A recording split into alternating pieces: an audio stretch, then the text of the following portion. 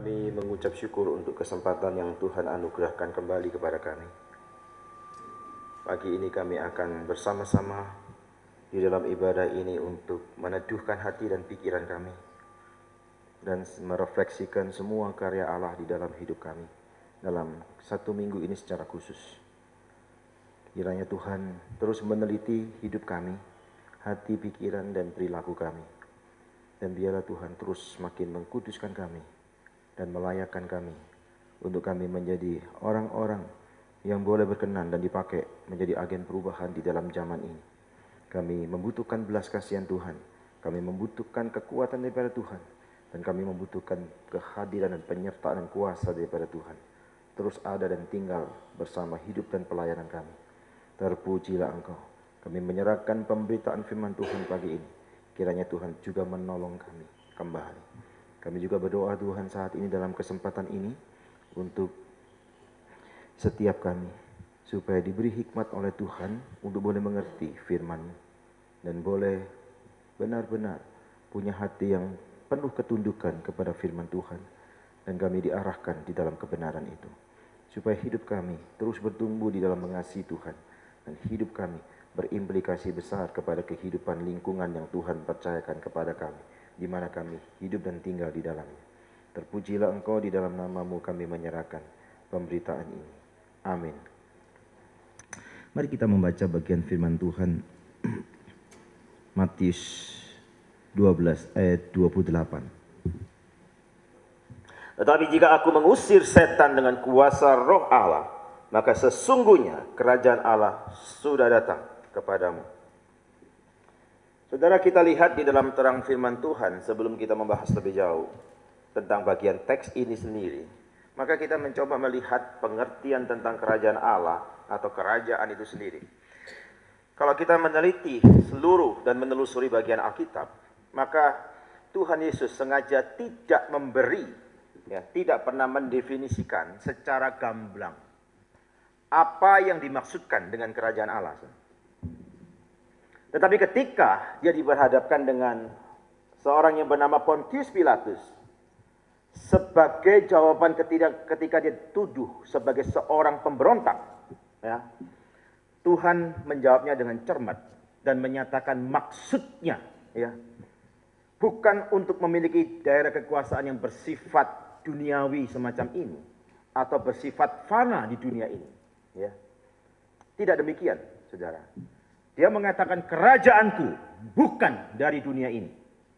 Jika kerajaanku dari dunia ini, pasti hamba-hambaku telah melawan, supaya aku jangan diserahkan kepada orang Yahudi. Tetapi kerajaanku bukan dari sini. Itu dia katakan di dalam Yohanes pasal 18 ayat 36, saudara. Kalau kita menelusuri lebih jauh tentang kerajaan Allah dalam Alkitab pada umumnya, saudara, itu artinya bahwa Allah yang aktif memerintah di dunia ini. Kadang-kadang Tuhan Yesus mengatakan tentang memasuki kerajaan Allah. Kalau kita lihat, ini sebenarnya adalah hal yang sama ketika dia memasuki sebuah negara. Misalnya kalau kita membaca di dalam Markus pasal 10 ayat 23. Dia ingin menunjukkan satu otoritas rohani di dalamnya. Bukan di dalam pengertian duniawi, bukan itu. Saudara, sebenarnya istilah kerajaan itu, gagasan di balik pengertian ini sebenarnya ingin menekankan tentang pemerintahan, ketimbang kerajaan. Itu maksudnya, saudara. Juga di dalam doa Bapa kami ada definisi yang tepat, yaitu ketika datangnya kerajaan Allah dipersamakan dengan melakukan kehendaknya. Di sini artinya menurut perjanjian baru, saudara, kerajaan Allah itu dinyatakan dengan ketaatan yang sempurna kepada prinsip-prinsip dan aturan main daripada kerajaan itu. Jadi orang yang tidak hidup di dalam kebenaran dalam aturan main ini, sebenarnya dia di luar dalam prinsip kerajaan Allah. Jika kita tidak hidup di dalam ketaatan yang sesungguhnya, di mana Alkitab menjadi aturan main dalam penyataan kerajaan Allah itu, maka orang itu hidup di luar arena daripada kerajaan Allah. Artinya dengan kata lain, maka dia menentang otoritas daripada Allah itu sendiri. Jadi ketidaktaatan bukan hanya menunjukkan pemberontakan, tetapi perlawanan kepada Allah. Ini yang mau ditegaskan kembali, saudara, pengertian tentang kerajaan itu. Ya. Saudara, kalau kita melihat di sini bahwa prinsip dengan penggunaan istilah kerajaan Allah, maka mereka penuh harapan menanti hari yang besar itu. Apa hari yang besar itu? Hari di mana Allah itu memperlihatkan kemuliaannya secara dramatis kepada semua orang, dan semua orang ada di dalam satu pengakuan tentang pemerintahan yang kekal yang dimiliki oleh sang pemenang Kristus itu. Itu juga dinyatakan saudara pada akhirnya di dalam Filipi pasal 2 ayat 10 dan 11. Semua lutut akan bertelut dan mengaku Yesus Kristus Tuhan. Jadi kalau selama ini kita memberitakan Injil, ada begitu banyak penolakan-penolakan. Ada begitu banyak orang tidak memberikan respon dengan tepat di dalamnya. Satu momentum tertentu, di klimaks di mana kerajaan Allah akan dinyatakan secara mutlak, maka orang itu akan mengakui pemerintahan dengan paksaan dari otoritas Allah itu. Tidak ada yang lain. Dan disitulah ada satu pengakuan secara universal tentang kemuliaan dan keagungan Allah. Tapi pengakuan itu tidak sama sekali membawa kepada keselamatan dia. Tetapi pengakuan itu pembuktian tentang takhta daripada kerajaan Allah ditegakkan secara penuh. Saudara, ini sesuatu hal yang sangat penting untuk kita hayati. Dan seharusnya ini membangkitkan terus-menerus gairah kita. Bahwa yang kita kerjakan itu bukan sia-sia. Kadang-kala kita dibuat lelah dengan setumpuk program yang ada. Kita dibuat lelah dengan berbagai macam target yang harus kita kejar di dalamnya. Kita lupa bahwa apa yang kita kerjakan semua itu bukan bersifat hal yang jasmani yang terlihat dan terukur. Tetapi bersifat kekal, di mana semua akan bermuara menuju kepada satu titik. Pengakuan kedaulatan Allah yang dinyatakan di dalam universalitas itu. Saudara, inilah yang seharusnya menjadi PR kita. Ya. Jadi pengharapan yang sangat dalam ini, yaitu baik pengharapan dalam arti yang sangat luas, saudara, maupun kerinduan akan kemerdekaan dari dosa yang sesungguhnya, itu terus berkobar. Ya, di dalam hidup kita. Seharusnya pemahaman kerajaan Allah ini memacu kita untuk kita mau terus berkobar, punya kerinduan besar untuk dimerdekakan daripada dosa-dosa yang mencoba menjadi perlawanan selama kita mengikut Dia. Jadi saudara, kita lihat ada waktunya pemenuhan kemenangan mutlak itu menjadi bagian hidup kita. Walaupun sekarang kita harus berjerih lelah sedemikian rupa. Saudara. Jadi ketika Yohanes Pembaptis mengatakan bahwa kerajaan Allah sudah dekat. Di dalam Matius pasal 3 ayat 2 kemarin, saudara. Ia langsung dikerumuni begitu banyak orang. Karena apa, saudara? Ya, orang-orang itu ingin menyaksikan, ya, dengan sangat antusias, sangat semangat akan datangnya kuasa Allah yang sudah lama mereka nanti-nantikan dan memerintah dalam sejarah manusia. Maka jangan heran Yohanes yang tiba-tiba muncul dikerumuni begitu banyak orang dan dia menyampaikan berita sampai pemimpin-pemimpin rohani pun harus mendengar berita ini. Karena selama ini mereka tidak mendapatkan berita tersebut. Yohanes Pembaptis dan Tuhan Yesus sama-sama memberitakan kerajaan surga atau kerajaan Allah. Dan murid-murid Yesus juga memberitakan hal yang sama. Kalau kita memperhatikan Matius pasal 10 ayat 5 sampai 7, ya. Matius mencatat pengajaran Tuhan Yesus sama, ya. Semuanya dilandaskan, ya, kepada aspek kerajaan Allah, ya. Itu kita bisa lihat dalam Matius pasal 5 ayat 3. Dalam doa Bapa kami, Yesus menegaskan bahwa Allah Bapa kita ada di dalam kerajaannya di surga, ya. Dan di dalam Matius pasal 7 maupun Matius pasal 13 saudara kita menjumpai Yesus kembali menegaskan tentang kerajaan surga itu. Nah, pengertian kerajaan surga dalam aspek rohani itu apa, saudara? Kerajaan surga atau kerajaan Allah adalah satu tema utama di seluruh Alkitab, ya. Allah adalah raja dari semua raja-raja yang ada. Itu penegasan. Yesus yang kita sembah, dia adalah Allah dan raja dari segala kerajaan rohani manapun juga. Ya. Di mana pemerintahan Yesus itu ada di dalam hati umat manusia di seluruh dunia. Ya. Jadi kerajaan Allah tidaklah terlihat dari benda yang dibangun, satu bangunan gedung yang hebat, yang megah oleh manusia, bukan. Atau suatu tempat, tetapi kerajaan Allah itu adalah suatu pemerintahan. Kerajaannya di dalam hati setiap manusia. Artinya, Yesus itu dirajakan betul di dalam hidup kita. Kita tidak berani hidup yang berlawanan daripada keinginan raja itu. Itu aspek rohani.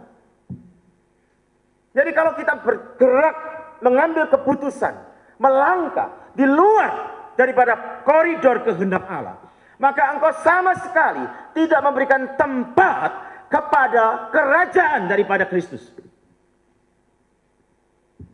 Dan itu yang ditentang. Kalau engkau adalah anak Tuhan yang sesungguhnya, engkau pasti merajakan Dia. Dan tidak ada keputusan di dalam hidupmu yang tidak di dalam kontrol dan sesuai dengan kehendak Dia. Bukan mencari kenikmatan dan kenyamanan pribadi. Bukan berorientasi kepada kesuksesan materi kita semata. Yang ini disajikan oleh banyak orang. Bukan itu. Semua itu akan lenyap. Saudara, kerajaan Allah ada di dalam kita. Dikatakan Lukas pasal 17 ayat 21. Ya.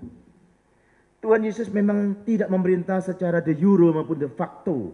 Ya, sebagai pemimpin suatu negara secara politis dalam keduniawian yang ada. Tidak. Ya. Dia raja di atas segala raja dalam pemerintahan rohani dalam hati kita dan hidup kita. Oleh sebab itu saudara, mari kita perhatikan. Apakah benar kerajaan Allah itu ada dalam hidup kita? Apa buktinya? Benarkah kita merajakan Dia? Kalau saya menggunakan bahasa umum kita, mengutamakan Dia di dalam semua dimensi hidup kita. Tidak ada keputusan hidup kita yang tidak bermuara dan didasarkan kepada kehendak Allah.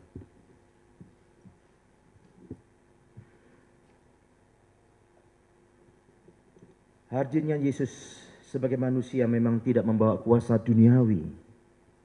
Kalau kita lihat saudara. Ya. Sebab misi Yesus adalah misi rohani, bukan misi duniawi. Ini yang harus ditegaskan dan ditegankan kembali. Ya. Dia yang adalah Allah telah lahir ke bumi dan berkarya bagi keselamatan setiap kita yang dikasihinya. Maka Yohanes pasal 3 ayat 1 sampai 6 menerangkan bahwa Yesus sedang berbicara mengenai satu kerajaan yang tidak nampak dengan mata roh jasmani kita. Maka tidak semua orang bisa mengerti dan mengenalnya. Tapi berbahagialah kita kalau sampai hari ini kita bisa mengerti tentang kerajaan rohani itu, kerajaan Allah itu.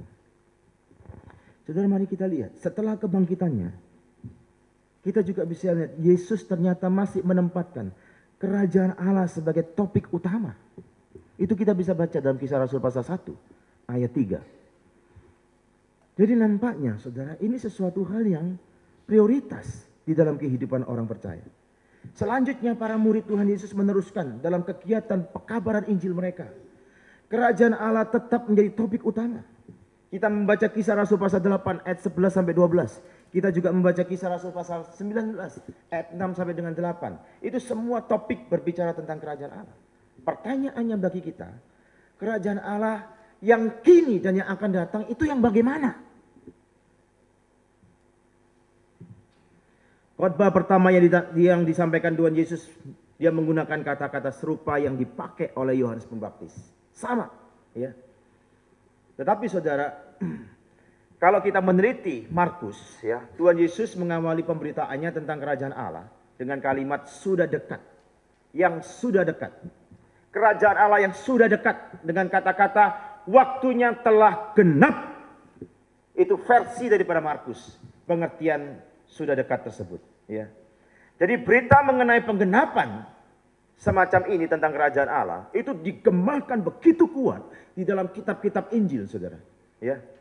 Dan kerajaan Allah ini telah menjadi kenyataan yang hidup. Kita lihat mujizat-mujizat teristimewa pengusiran setan itu memberikan satu kesaksian besar pada masa itu, fakta bahwa kerajaan Allah sudah datang kepada manusia. Nanti kita bahas. tentang Matius 12 ayat 28 secara rinci di dalam bagian ini. Ya.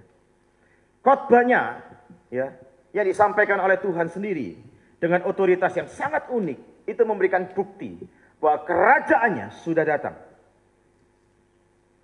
Nah, saudara, kita lihat di sini. Lukas pasal 17 ayat 21, dia mengatakan kerajaan Allah ada di antara kamu. Ya. Maka berkat-berkat kerajaan Allah diantaranya adalah pengampunan, keselamatan dan kehidupan kekal menjadi milik dan menjadi hal yang bisa dinikmati oleh orang-orang percaya atau tebusannya. Saudara. Itu sesuatu hal yang sangat luar biasa. Tidak semua orang bisa menikmati ya, tentang buah daripada kerajaan Allah itu. Dan hanya orang-orang tebusannya yang bisa menikmati hal semacam ini, saudara. Dan ini yang dialami pada masa sekarang. Inilah kerajaan Allah di dalam masa sekarang ini. Ya. Pengampunannya menjadi bagian hidup kita. Keselamatannya dan hidup kekal menjadi jaminan bagi kita. Itulah yang dimaksudkan oleh kitab-kitab Injil secara khusus, saudara. Ya. Selama berabad-abad kita lihat para nabi itu telah menubuatkan bahwa masa tentang pemerintahan Allah dan kuasanya yang telah dinyatakan itu terus dihadirkan. Tetapi sekarang klimaks kepada penggenapan. Kalau di dalam perjanjian lama semua itu menuju kepada arah nubuatan, maka dalam perjanjian baru menuju kepada penggenapan. Dan kita sekarang menikmati daripada karya penggenapan itu. Dan inilah aspek daripada kerajaan Allah kekinian, saudara. Ya. Jadi kerajaannya itu sudah datang, sudah ada. Dan saya menggunakan bahasanya Markus, ada di antara kita. Ya. Pengampunannya ada di antara kita.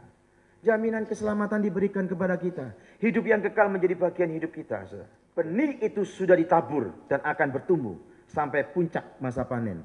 Tadi kita menyanyikan lagu itu sebelum firman. Beri kepada kita hati yang penuh ketundukan. Subur bertumbuh di dalamnya.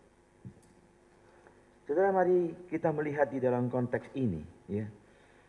Juga saudara kita lihat. Apa tuntutan daripada kerajaan Allah ini? Kalau kerajaan Allah kini dan yang akan datang itu terjamin di dalam konteks Kristus. Maka sekarang apa tuntutan kerajaan Allah itu bagi gereja Tuhan? Bagi pelayanan kita, bagi kehidupan kita. Saudara, baik pada masa sekarang maupun yang akan datang. Allah yang memerintah sebagai raja menuntut manusia untuk menyerahkan dirinya dengan penuh ketaatan. Itu tuntutannya. Manusia tidak dipanggil untuk membangun atau mendirikan sendiri kerajaan itu. Nggak bisa. Kita tidak mungkin bisa mendirikan kerajaan Allah. Maka beda. Orang yang punya visi daripada Allah, maka visi itu adalah visi kerajaan Allah. Kingdom of God. Tetapi orang yang menggunakan visi pribadinya, dia bukan melihat kepada kingdom of God, empire, kekuasaan di dalamnya. Maka di dalam kepemimpinan, orang bisa menggunakan kekuasaan, bukan dalam kepemimpinan otoritas kerajaan Allah. Maka jangan heran, isinya ribut saja. Karena tidak memikirkan tentang visi kerajaan Allah itu. Karena visi kerajaan Allah adalah ketundukan, ketaatan yang mutlak dan sempurna kepada Allah. Tidak bisa ditawar lagi, saudara. Tetapi kalau kekuasaan itu menjadi bagian impian untuk dicapai, maka orang bisa menyingkirkan siapa saja di sekitar hidupnya. Yang penting dia bisa mencapai kekuasaan itu. Dan bukan itu. Dan kita tidak bisa membangun kerajaan Allah dengan kekuatan kita. Ya. Standar-standar etika kerajaan itu sangat tinggi, saudara. Ya. Jauh di atas standar para ahli Taurat dan orang-orang Farisi. Jauh di atas itu. Ya. Kita lihat, saudara. Tuntutannya bukan hanya pengetahuan teori semata-mata, bukan. Ya. Melainkan bagaimana melaksanakan dalam kehidupan sehari-hari makna daripada kerajaan Allah dalam ketundukan dan ketaatan kepada kehendak Allah. Ya. Di situ, saudara. Orang bisa punya gelar yang sangat tinggi, pengetahuan yang sangat tinggi, belum tentu punya ketaatan kepada firman Tuhan. Belum tentu. Mari kita lihat, saudara, lebih jauh dalam terang firman Tuhan ini, saudara. Singkatnya, untuk dapat masuk dalam kerajaan Allah diperlukan ketaatan mutlak seperti seorang anak kecil. Ya. dan juga dituntut kesetiaan serta pengabdian mutlak seperti seorang murid. Ya. Namun seharusnya diutamakan manusia adalah mematuhi ketentuan dan peraturan Allah. Bukan hal yang lain. Hidup kita itu bukan mencari selera untuk menyenangkan orang lain. Tapi hidup kita bagaimana bisa menjadi satu alat kesaksian dan menjadi selera Tuhan di dalamnya. Tidak gampang, saudara. Tidak gampang. Nah, mari kita lihat, saudara, bagaimana realnya. Matius mencatat dalam Matius pasal 12 tersebut, saudara, ayat 28 tersebut. Ayat ini sudah mengatakan, tetapi jika aku mengusir setan dengan kuasa roh Allah, maka sesungguhnya kerajaan Allah sudah datang kepadamu. Saudara, sifat daripada kerajaan Allah, ya, kerajaan Allah atau kerajaan surga itu mengandung pengertian Allah yang datang ke dunia untuk menyatakan kuasa, kemuliaan, dan hak-haknya melawan kuasa iblis. Dan sekaligus garis haluan dunia yang sekarang ini. Jadi kerajaan Allah merupakan satu pengertian yang lebih luas daripada keselamatan. Atau lebih luas dari pengertian gereja. Kerajaan Allah ialah mengungkapkan diri Allah, dirinya sendiri. Yang penuh kuasa, penuh otoritas dalam semua karyanya. Itulah kerajaan Allah. Itulah sifat daripada kerajaan Allah. Ya, pengungkapan jati diri daripada Allah sendiri. Dan pengakuan manusia terhadap otoritas Allah dalam seluruh karyanya. Dalam alam semesta ini. Yang pertama sudah kita bisa lihat. Kerajaan itu adalah terutama pernyataan kuasa ilahi yang sedang bertindak. Allah memulai pemerintahannya secara rohani di bumi ini, saudara. Di dalam hati dan di antara umatnya. Itu juga dinyatakan oleh Yohanes 14. Ayat 23 maupun Yohanes 20 ayat 22, saudara. Dia datang, dikatakan, ke dunia dengan penuh kuasa. Yesaya mencatat itu, Markus mencatat itu, dan juga Korintus, Paulus dalam hal ini mencatatnya. Jadi kita tidak boleh memandang kuasa Allah sebagai kuasa yang jasmani atau politis, bukan itu. Ya. Tetapi sebagai kuasa yang rohani, dikatakan di sini. Ya. Kerajaan itu bukanlah sebuah teokrasi yang bersifat religius politis, bukan, saudara. Ya. Bukan demikian. Itu tidak juga menjalankan kekuasaan sosial atau politis dari kerajaan dunia ini, tidak. Yohanes pasal 18 ayat 36 itu menggarisbawahi. Pada waktu ini Allah tidak bermaksud untuk menebus dan membaharui dunia melalui satu gerakan sosial dan gerakan politis atau melalui suatu tindakan kekerasan yang dilakukan ISIS, tidak. Jangan salah mengerti, saudara. Ya. Jangan sampai aspek-aspek daripada pelayanan sosial kita itu lahir untuk menghadirkan kerajaan Allah yang sebenarnya, tidak bisa. Ya. Tanpa kunci pertobatan lewat penginjilan, maka engkau tidak bisa menghadirkan kerajaan Allah yang sesungguhnya. Ya. Kalau begitu, apakah kita nggak perlu pelayanan sosial? Pelayanan sosial itu hanya sebagai buah daripada orang hidup di dalam kerajaan Allah. Dia berimplikasi kepada lingkungan sosial. Tapi bukan tujuan untuk memperbaharui lingkungan sosial, itu nggak bisa. Nanti kita akan lihat, saudara. Dunia sepanjang zaman akan tetap menjadi musuh Allah dan umatnya. Itu ditegaskan oleh Yohanes 15 ayat 19. Roma pasal 12 ayat 1 dan 2. Kita supaya makin serupa dengan Tuhan, bukan dengan dunia ini. Kalau dunia ini memang sesuatu yang diperbaharui oleh Tuhan dan berkenan, maka kita diminta serupa dengan dunia ini.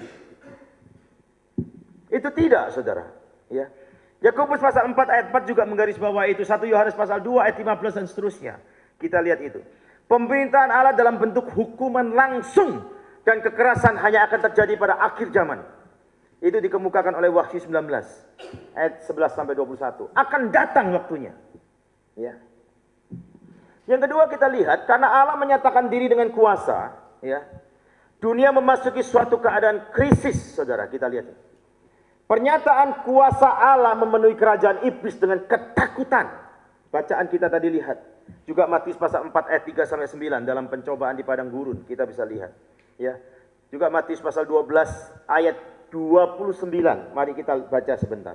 Atau bagaimanakah orang dapat memasuki rumah seorang yang kuat dan merampas harta benda apabila tidak diikatnya dahulu oleh orang kuat itu, ya.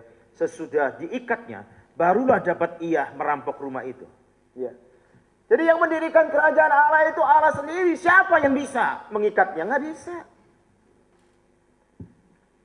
Itu yang mau ditegaskan di sini, saudara. Syarat mendasar dan syarat yang penting untuk memasuki kerajaan Allah, bertobatlah dan percayalah kepada Injil. Itu yang dikatakan juga oleh Markus pasal 1 ayat 15. Markus sangat menegaskan. Kalau saudara meneliti dengan baik, berita-berita yang disampaikan oleh Injil, ketiga Injil atau keempat Injil tersebut adalah berita yang sama. Pemaknaan kerajaan Allah di luar pertobatan, engkau tidak bisa menjumpai pemaknaan yang sesungguhnya. Pemaknaan kerajaan Allah yang sesungguhnya hanya kau bisa jumpai di dalam responmu melalui pertobatan itu. Engkau bisa mengerti apa maksud daripada kerajaan Allah itu. Nilai-nilai kerajaan Allah itu bersifat kekal. Keputusan-keputusan yang kita ambil untuk hidup kita, untuk karier kita, untuk bisnis kita, semata-mata semua untuk kekinian, untuk kita nikmati sekarang, kesuksesan dan sebagainya, itu akan lenyap. Kalau engkau mewarisi kebenaran kerajaan Allah, dimensimu melihat kehidupan sangat berbeda. Kekayaan dan kesuksesan, nothing. Bukan saya katakan kita tidak perlu bekerja baik dan kerja keras dan berprestasi. Perlu, harus. Melaluinya menjadi jembatan dalam kesaksian yang ada. Tetapi orientasimu bukan kepada nilai itu. Karena itu nilai kesementaraan.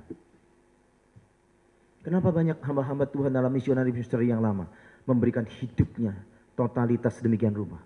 Dan dia mengabaikan segala gemerlapnya dunia ini. Karena dia mengerti makna kerajaan Allah.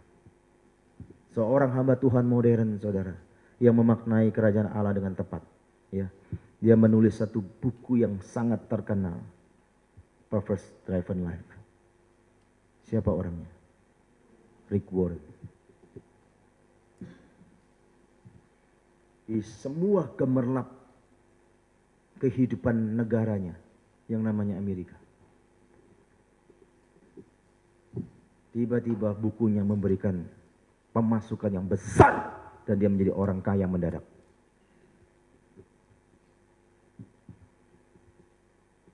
Semua orang mengapresiasi dia sedemikian rupa. Tiba-tiba dia diwawancarai dan ditanya, bagaimana kehidupan Anda setelah Anda menjadi orang kaya baru? Kehidupan saya sama seperti saya belum mendapatkan berkat yang besar ini. Dia ditanya lebih jauh. Untuk apa berkat yang besar itu? Dia mengatakan, saya sedang berdoa. Di tengah-tengah berkat yang besar ini, saya juga menerima berkat besar yang lain. Di mana istri saya terkena kanker.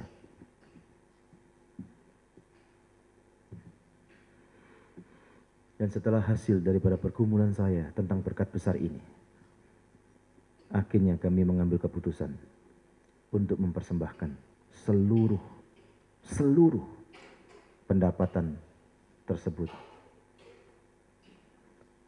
ke satu foundation, ke satu yayasan, untuk disalurkan ke orang-orang miskin yang ada di Afrika.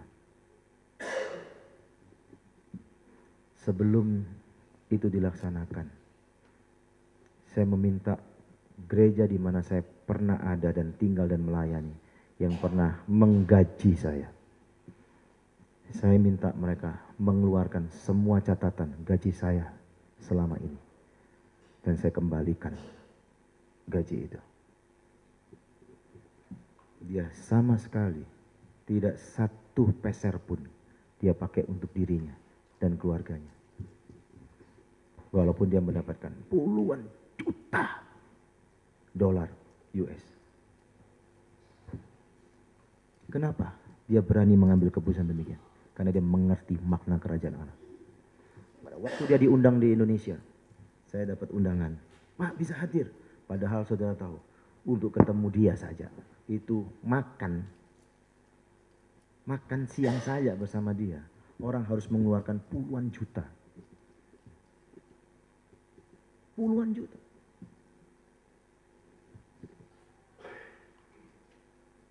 Saudara tahu, orang-orang yang menjemput dia kelimpungan, Ini dijemput, udah lama kok nggak keluar kira-kira gitu. Ya. Saudara tahu apa yang terjadi? Ada orang bule di situ, orang bertanya, "Bapakkah yang bernama Ribuan?" Iya. Karena dia pakaian sangat sederhana dengan celana jeans. Orang sangat terkejut.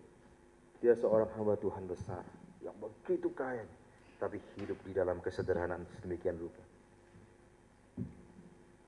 Kita perhatikan. Beda. Ada hamba-hamba Tuhan yang dari luar negeri kalau mau datang ke sini butuh fasilitas seperti kalau presiden datang. Butuh pesawat jet pribadi. Ya. Dan tidak segan-segan membuat tarif sekian M untuk sekali dia datang. Kontras. Sangat kontras. Sama-sama dari negara yang jauh. Tetapi kita bisa melihat perbedaan yang sangat kontras. Kenapa bisa demikian? Pemaknaan tentang kerajaan Allah yang benar mempengaruhi perilaku hidup seseorang dalam pengambilan keputusannya. Kalau engkau tidak punya pemahaman tentang kerajaan Allah yang bersifat kekal seperti itu, pemerintahan dan kedaulatan yang begitu berdaulat di dalam hati setiap manusia, maka engkau akan menjadikan dirimu raja terhadap keputusan hidupmu dan masa depanmu. Tetapi jika engkau memahami dengan benar, engkau akan menempatkan dia sebagai raja dalam setiap keputusan yang dimana kau harus sesuaikan dengan keinginan raja itu.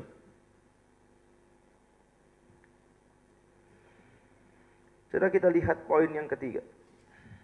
Memasuki dunia dengan kuasa ilahi itu meliputi kuasa rohani atas pemerintahan dan kerajaan iblis dikatakan ini. Ya. Perhatikan saudara dalam Matius pasal 12 ayat 28 ini. Ya, kita kontraskan dengan juga Matius 18, Yohanes 18 ayat 36. Kedatangan kerajaan Allah merupakan awal kehancuran dari pemerintahan iblis, saudara. Yohanes 12:31 juga menegaskan itu maupun pasal 16 ayat 11.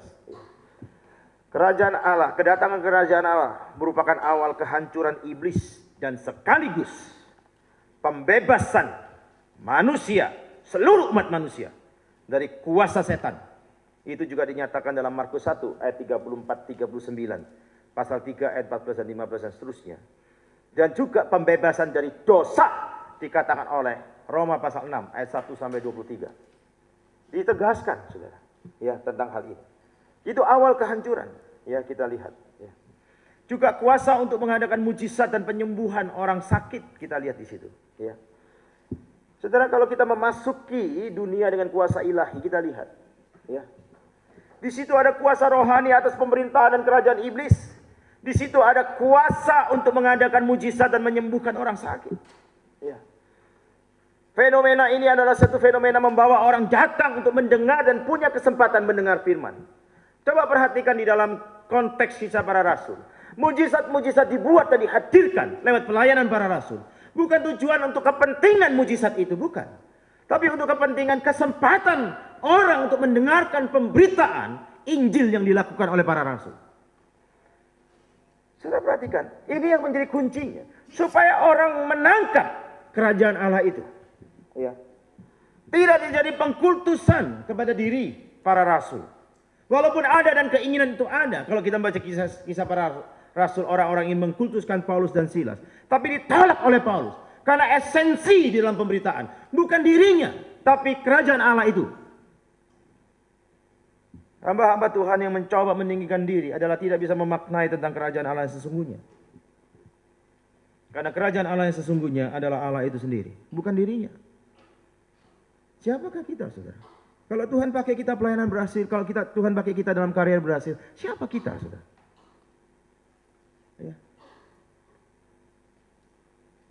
Juga kita lihat, saudara, memasuki dunia dengan kuasa ilahi itu meliputi, saudara, pemberitaan Injil yang menginsyafkan orang akan dosa, kebenaran, dan penghakiman.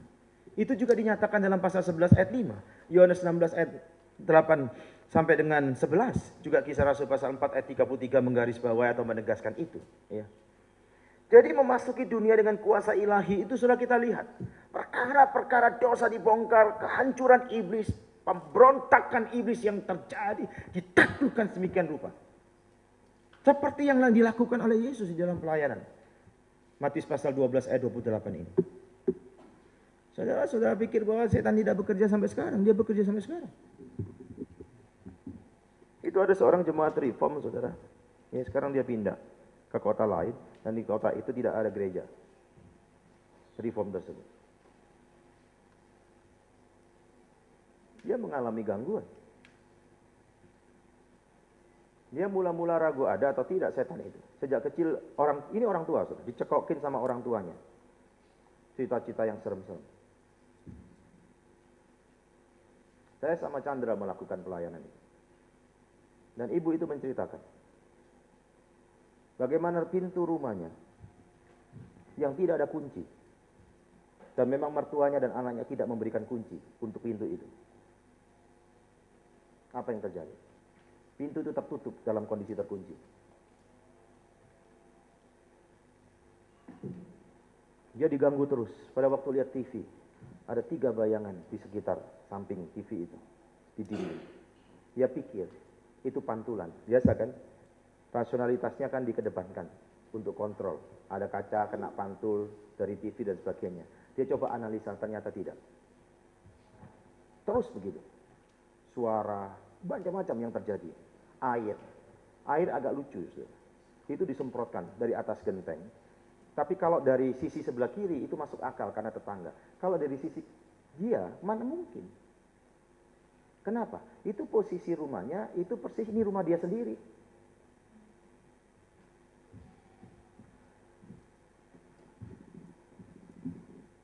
Saya melakukan pelayanan pengusiran itu sama Inta, kami bertiga. Staf ikut bersama-sama dalam pelayanan. Kita lihat. Sampai ibu langsung, saya harus lawan ya Pak ya. Iya harus lawan. Kuasa yang Tuhan berikan harus dipraktekkan di dalam hal ini. Ya. Dia praktekkan. Kalau ada suara macam-macam di luar kamar dia dengan suaminya itu, di taman itu selalu diganggu. Dia keluar, dia lawan. Dalam nama Yesus. Kita diberikan kuasa. Pemerintahan Allah dalam kerajaannya dinyatakan pada waktu terjadi peristiwa pengusiran itu. Kalau hidupmu nggak berkenan kepada Allah, bagaimana engkau bisa punya kuasa dan mempraktekkan kuasa itu? Nggak bisa. Boro-boro mengusir. Diminta untuk mendoakan, aduh, cari yang lain aja lah. Hamba Tuhan yang lain saja kira-kira begitu. Saya nggak biasa alasannya. Nggak biasa apa? Saudara, ini sesuatu hal yang sangat penting untuk kita. Ya. Yang berikutnya, saudara, memasuki dunia dengan kuasa ilahi itu adalah penyelamatan dan pengkudusan bagi orang-orang bertobat dan yang percaya kepada Injil. Jadi proses sanctification itu, saudara, adalah bagian memasuki dunia dengan kuasa ilahi, saudara. Ya, kita lihat di situ. Itulah pemerintahan daripada kerajaan Allah. Kita semua kan diproses dalam proses pengkudusan itu. Ya. Juga kita lihat, saudara, memasuki dunia dengan kuasa ilahi itu meliputi yang disebut baptisan dalam Roh Kudus agar menerima kuasa untuk bersaksi bagi Kristus. Kapan itu terjadi? Pada waktu orang-orang itu berjumpa dengan Kristus dan menerima Kristus sebagai satu-satunya Tuhan dan Juru Selamat, baptisan itu menjadi bagian dia. Menjadi meterainya. Ya. Poin yang keempat sudah kita lihat di dalam bagian ini.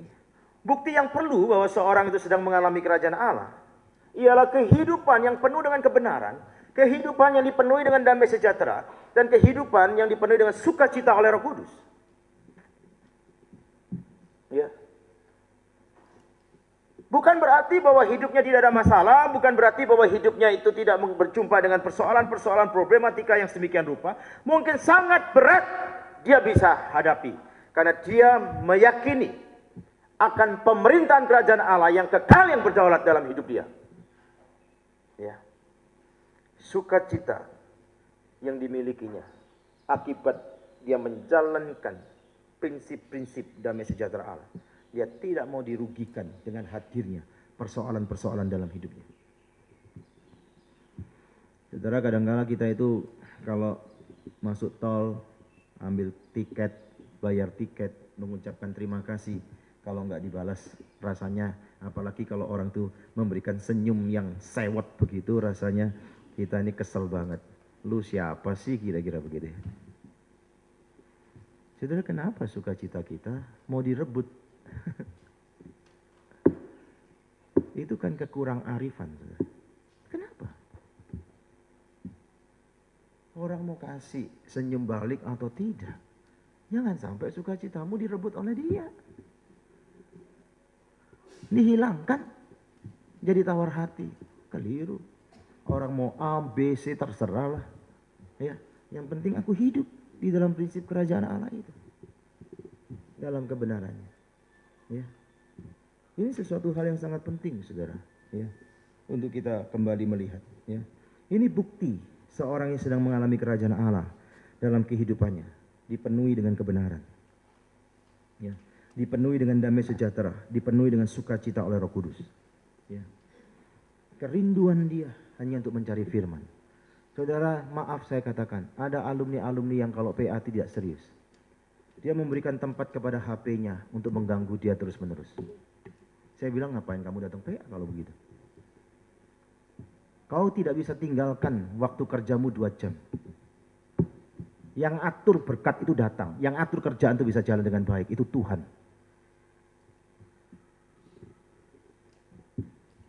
Saya kadang-kadang melihat orang-orang yang sangat tidak serius dan tidak menghargai Tuhan. Coba dia dalam pertemuan dengan presiden, berani dia melakukan itu. Benar nggak? Mau masuk aja di screening, benar kan? Begitu masuk, orang tidak boleh lagi mengaktifkan HP.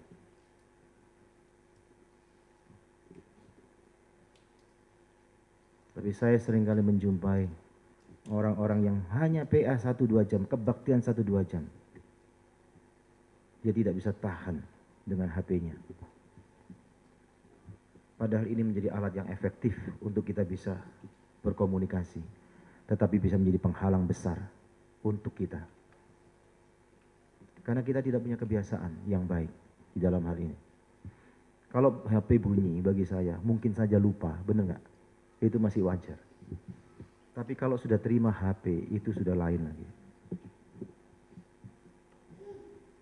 Coba bayangin kalau anak kita sedang berbicara dengan kita, atau kita sedang berbicara dengan anak kita, tiba-tiba HP anakmu berdering. Sorry Pak, Ma, aku tak keluar dulu, ngobrol terus. Apa jadinya, Sir? Untuk hal yang demikian saja. Kalau enggak HP-an, saudara, BB-an. Terus sambil dengar firman Tuhan. Saya bilang, bagaimana mungkin hidupmu dipenuhi dengan kebenaran Allah? Bagaimana mungkin? Kesadaran itu tidak keluar dari kerinduan kita. Sampai perlu ada tulisan, gambar HP coret. Kenapa tidak keluar dari diri kita sehingga tidak perlu lagi gereja itu menulis hal semacam itu? Sudah otomatis begitu masuk gereja, entah silent, entah dimatikan. Saya tidak melarang saudara engkau buka HP karena ada Alkitab di situ. Tetapi kau perlu tahu, di mana kalau itu menjadi sumber pencobaan untuk hidupmu, engkau harus waspada. Engkau perlu belajar seperti Abraham. Abraham menyingkirkan kemungkinan-kemungkinan orang yang bisa menghalangi dia di dalam ketaatannya kepada Tuhan. Pada waktu dia harus naik ke Gunung Moria, bujangnya bersama-sama dengan dia. Ya. Abraham mengatakan, kau cukup sampai di sini menghantar saya. Saya akan naik bersama anakku. Kan bagi Abraham kan berat. Harus bawa kayu bakarnya. Harus bawa atau tuntun Ishaknya. Berat. Repot. Ribet. Kalau bujangnya ikut kan bisa pikul tuh kayu bakarnya. Benar kan? Meringankan dia. Atau minimal sudah sampai di atas disuruh turun. Walaupun sedikit menyiksa bujangnya, kira-kira begitu. Dia tidak mau. Dia tinggalkan bujang itu. Dan dia naik sendiri. Kenapa? Kalau dia bersama bujangnya, pada waktu dia menaruh Ishak di atas mezbah. Dan dia akan menyembelih Ishak. Maka saat itu sangat mungkin tangan para bujang itu menahan dia. Dan dia punya alasan kepada Tuhan. Tuhan, bukan aku yang tidak mau, tetapi para bujangku.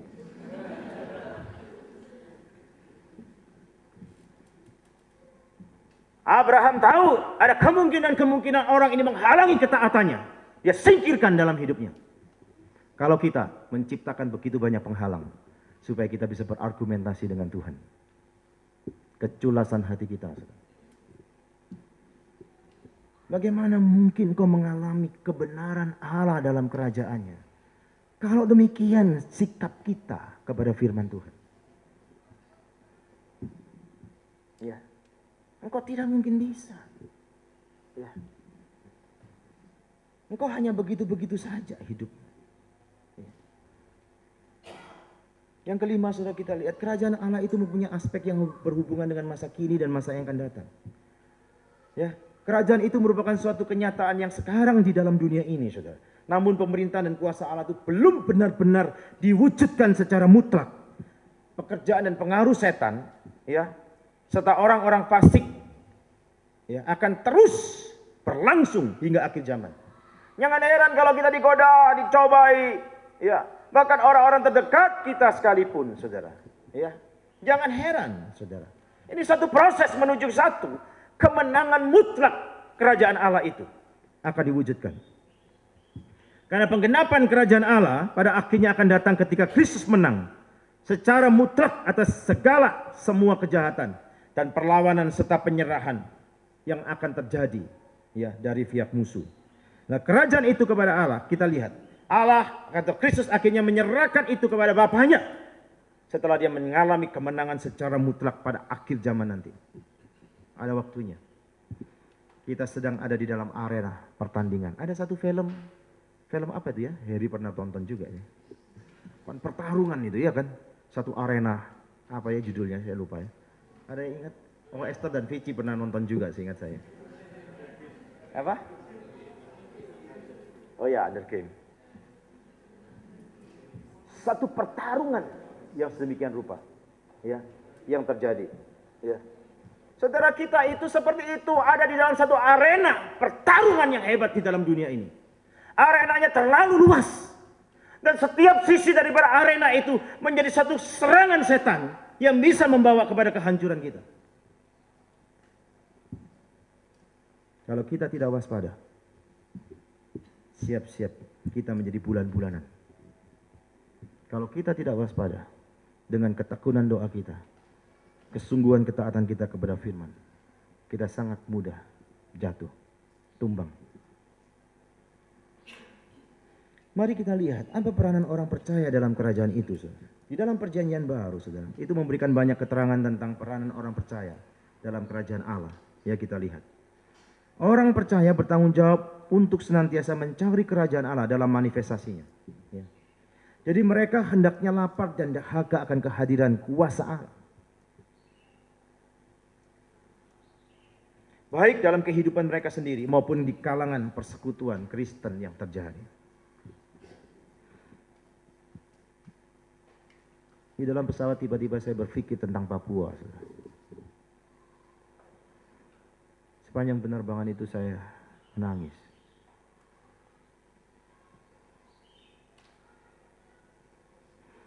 Satu sisi pelayanan yang kita kerjakan sudah menjangkau begitu banyak kota. Bulan ini, 1 September ini, terintis PA wilayah baru di Yahukimu. Teman-teman alumni sendiri yang merintis dan mereka minta hari kapan bisa datang ke sana. Untuk datang ke sana tidak mudah.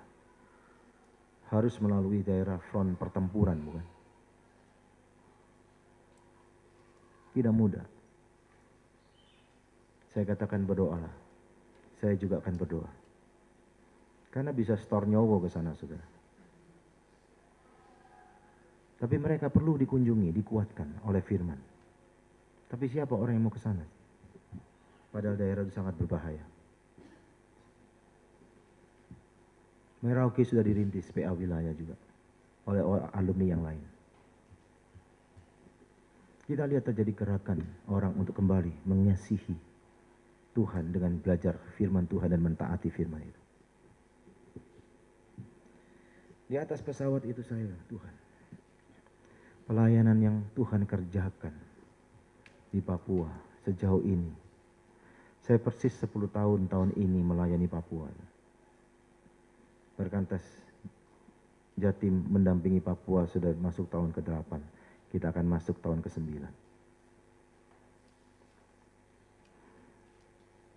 Bersyukur ada kegerakan.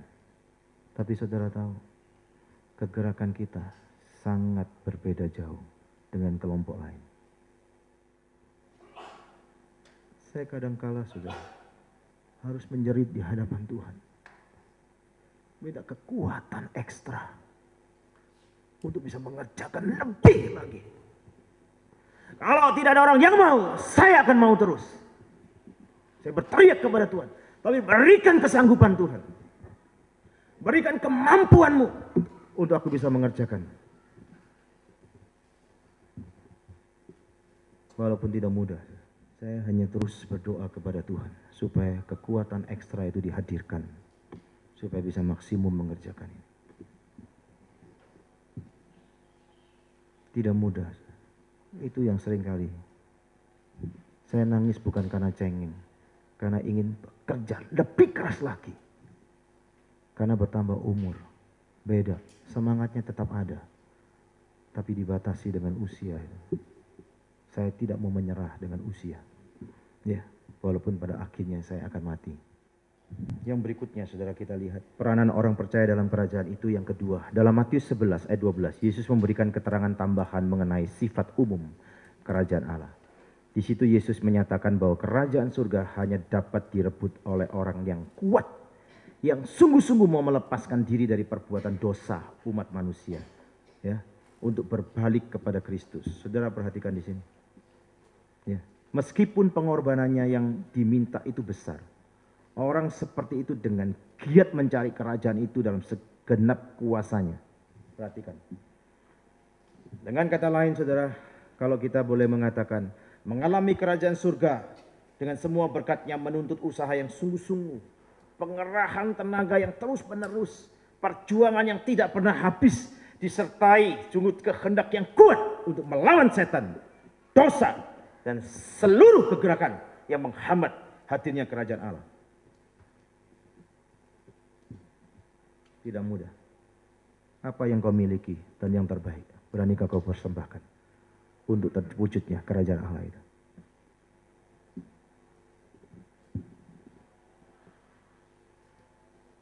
Ada orang sempat-sempatnya bisa seringkali meninggalkan tanggung jawab pelayanan, tanggung jawab pertumbuhan rohaninya dan sebagainya hanya untuk rekreasi. Saya tidak mengatakan rekreasi tidak perlu.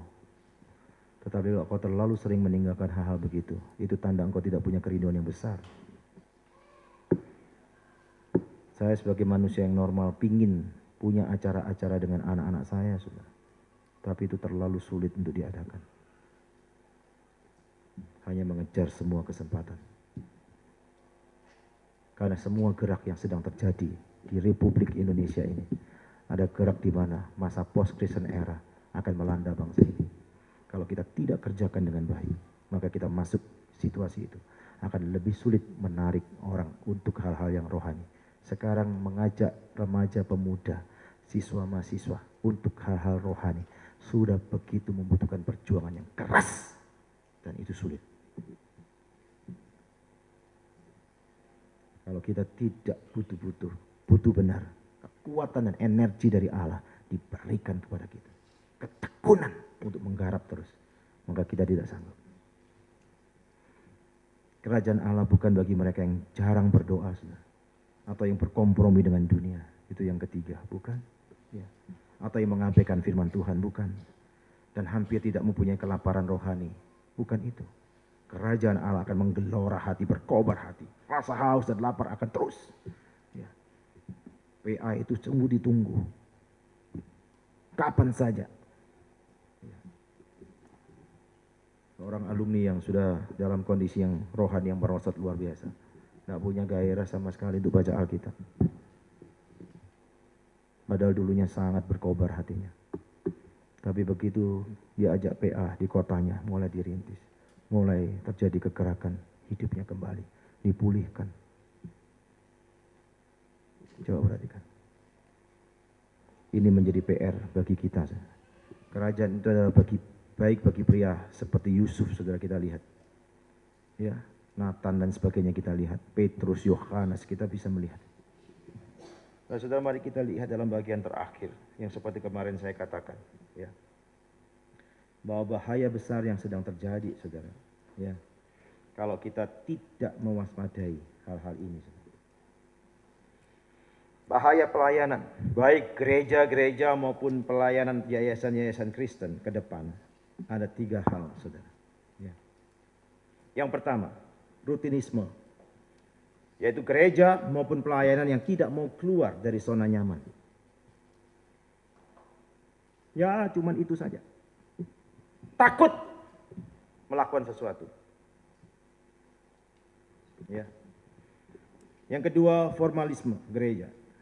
Yang dipandang kaku mungkin pelayanan kita, ya. Kalau cuman itu saja, sempit, terlalu legalistik, ya. Perhatikan, saudara. Gereja yayasan Kristen kalau seperti ini, organisasi kita menjadi organisasi yang kaku dan beku, ya, tidak punya fleksibilitas untuk memberikan respon kepada pekerjaan Roh Kudus di dalamnya. Saya katakan ini organisasi yang sudah mati. Dia bukan kaku dan beku, tapi dia sudah mati.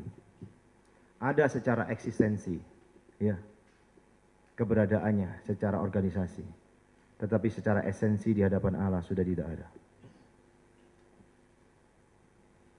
Ya. Saya katakan ini harus hati-hati. Ya. Formalisme, birokrasi dan sebagainya. Hati-hati, saudara. Yang ketiga, yang terakhir dalam bagian ini, verbalisme, mengedepankan wacana yang bersifat verbal, kata-kata, tanpa tindakan sama sekali atau perbuatan, omong kosong. Ya, kita mengasihi tapi tidak pernah diwujudkan, itu omong kosong. Ya. Maka saya katakan, saudara, pada waktu terjadi bencana di sana sini, kenapa kita bikin gerakan-gerakan? Ya. Kadangkala, saudara, ini harus melewati semua aspek birokrasi yang ada. Ya. Jangan sampai, ya kamu datang ke sana ya, kamu survei ya, perlu apa ya dulu dan sebagainya dan sebagainya. Kadangkala sudah mati orang itu, saudara. Kita sudah tahu kalau bencana ini, versi bencana ini, tindakan apa yang kita lakukan, kita mesti tahu.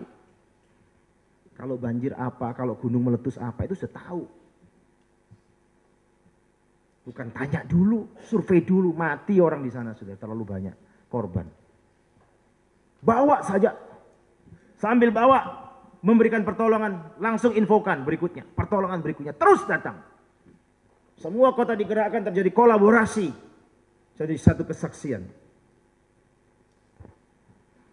Memang hal semacam ini, saudara, sungguh-sungguh membutuhkan kebesaran hati. Ya. Kadang-kadang status quo yang ada menyebabkan kita sulit bergerak. Saya katakan BPR, BPC, kita mesti harus waspada. Jangan sampai engkau bergerak hanya di dalam wilayah yang cuman formal begitu saja. Formalisme semata. Atau rutinisme saja. Ya. Atau cuman verbal dalam wacana-wacana. Tapi engkau tidak berani membuat terobosan-terobosan. Kenapa tidak melihat semua itu? Kenapa tidak bisa melihat dan tidak bisa membuat terobosan? Jangan-jangan kita terlalu tumpul. Ada begitu banyak dosa yang menghalangi kita. Sehingga tidak bisa tajam lagi. Harus berbuat apa? Harus melakukan apa? Mari, saudara, kita menghadirkan kerajaannya di dalam hidup yang Tuhan anugerahkan ini. Dan kita hidup di dalam ketaatan. Dan biarlah pemerintahan Dia sungguh menjadi bagian hidup kita. Kita bisa merajakan Dia yang sesungguhnya dalam hidup kita. Mari kita berdoa, saudara.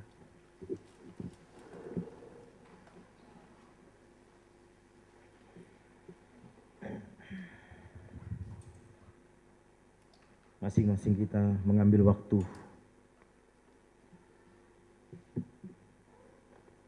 dan sekaligus bertanya kepada Tuhan. Sudahkah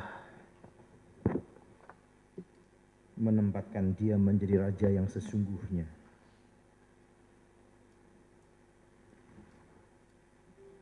Atau justru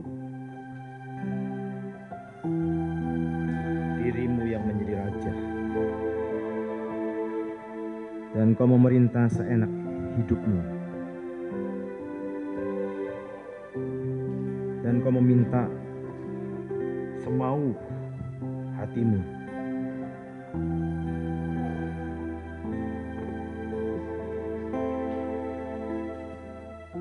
Mari pagi ini kita mengatakan kepada Tuhan, Tuhan, aku mau merajakan Engkau dalam hidupku. Aku mau mengalami kebenaran-Mu, mengalami sukacita-Mu.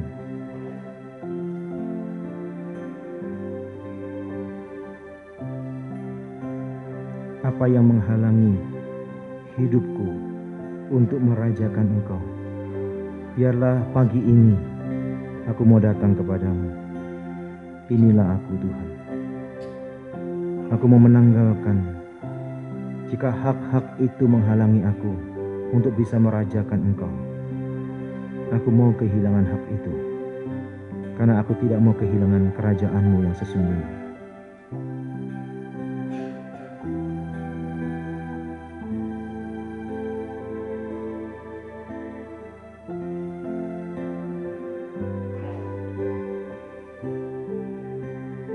Tuhan, berikan kepadaku kerelaan untuk melepas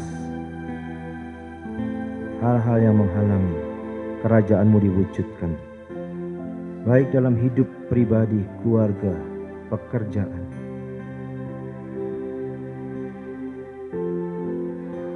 Aku mau taat, dan aku mau taat. Aku mau menanggalkan hal-hal yang selama ini orang lain tidak tahu, tetapi Engkau tahu, Tuhan.